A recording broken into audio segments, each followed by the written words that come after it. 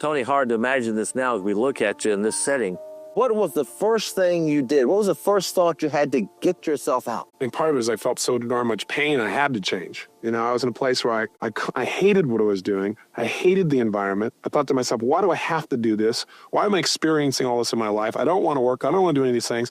And that didn't change me. Once I got enough pain, one day I changed the question I was asking myself. And instead of saying, why do I have to do this? Or how come this has happened to me? I asked the question of, what would happen if? What would happen if I turned my whole life around? What would happen if all of a sudden I went and learned some things that could change it all? And what I began to do literally is open up a new possibility. I think most people's lives, they fail primarily because they don't open up the possibility, so they never take the actions that could change their life. And because I asked, how can I turn my life around? Now, what can I do to make things work? I started getting new answers. You know, they say, ask and you shall receive.